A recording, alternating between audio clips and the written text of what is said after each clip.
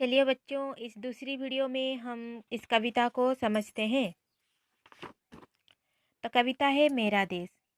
तो आपको हर वाक्य को सही से पढ़ना होगा और समझना होगा ताकि आप इस विषय को अच्छी तरह से जान सकें। तो देखिए, पहला जो इसका वाक्य है, ऊंचा खड़ा हिमालय आकाश चूमता है, नीचे पखार पगतल नित सिंधु झूमता है। तो भारत की उत्तरी दिशा में जो सबसे ऊंचा पर्वत है वो है हिमालय पर्वत। वो ऐसे खड़ा है मानो जैसे कि वो आकाश को चूम रहा है अपनी ऊंचाई से। और नीचे भारत के दक्षिणी दिशा में जो तीनों ओर से सिंधु है या समुद्र है, उसकी ऊंची ऊंची लहरें हमेशा भारत माँ की भूमि को अपनी लहरों से धोता रहता है। गंगा पवित्र यमुना नदियां लहर रही हैं, पल पल नई छटाएं पग पग छह रही हैं।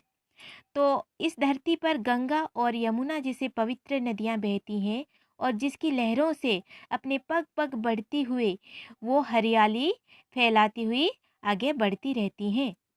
तो कवि कहते हैं कि वह पुण्य भूमि मेरी, वह जन्म भूमि मेरी, वह स्वर्ण भूमि मेरी, वह मातृभूमि मेरी। कवि ने इस पुण्य भूमि को बहुत ही पवित्र माना है और इसको अपना जन्मभूमि माना है, क्योंकि उन्होंने यहाँ पे जन्म लिया है।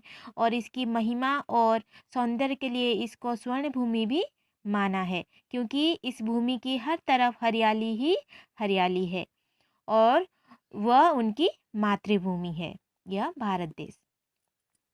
तो आगे बढ़ते हैं। झरने अनेक झरते जिसकी पहाड़ियों में, चिड़ियाँ चहक रही हैं हो मस्त झाड़ियों में। इस धरती की जो अनेक पहाड़ियाँ हैं, उनमें से उनकी झाड़ियों में चिड़ियाँ बैठ के सुंदर सुरीली आवाज़ में चहचहा रही हैं। ठीक है। और अमराइयाँ घनी है, कोयल पुकारती है, बहती मलय पवन है, तन मन संवारती है। तो इस धरती में बहुत से आम के पेड़ हैं जिनकी डालियों में बैठकर कोयल हमेशा पुकारती रहती है या गाती है। तो इस भूमि की जो दक्षिण दिशा में एक मलय पर्वत है जिसकी पहाड़ियों में चंदन के वृक्ष हैं, और वहाँ से जब हवा आके गुजरती है और हमारे तन को छूती है तो हमारा तन मन एकदम खिल जाता है। तो कवि इस भूमि को धर्म भूमि माना है, और वह कर्म भूमि मेरी, वह जन्म भूमि मेरी, वह मातृभूमि मेरी।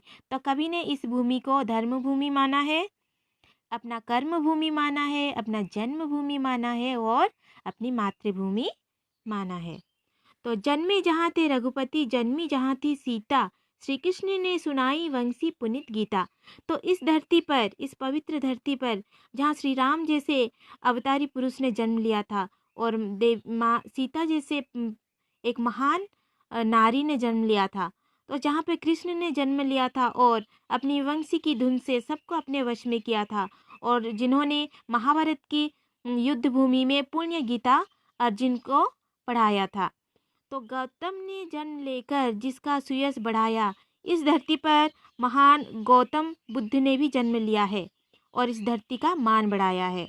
जग को दया दिखाई, जग को दिया दिखाया।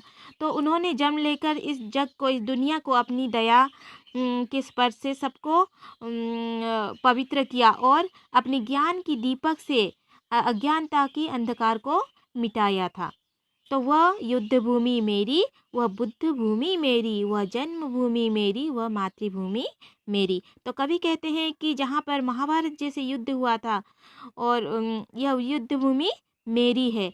वह बुद्ध भूमि मेरी, जहाँ पर बुद्ध देव जैसे महान पुरुष ने जन्म लिया था, वह बुद्ध भूमि मेरी है। वह जन्म भूमि मेरी है, इस धरती पर हमने जन्म लिया है तो यह भूमि मेरी है। वह मातृभूमि मेरी, यह मेरी माँ है, यह धरती मेरी माँ है और यह मेरा देश है, यह मेरा देश भारत है। तो हमें अपने भारत माँ के लिए एक गर्वित महसूस करना चाहिए कि हमने इस भूमि पर, इस महान पुण्य भूमि पर जन्म लिया है। तो बच्चों, आपका यह काम है कि आप इस कविता को अच्छे से समझें और ऊंचे स्वर में इसको गाएं और इसको याद रखें। तो आगे की वीडियो में हम इसका प्रश्न उत्तर करेंगे, तब तक इसको आप याद करके आएँ। ठीक है। Thank you.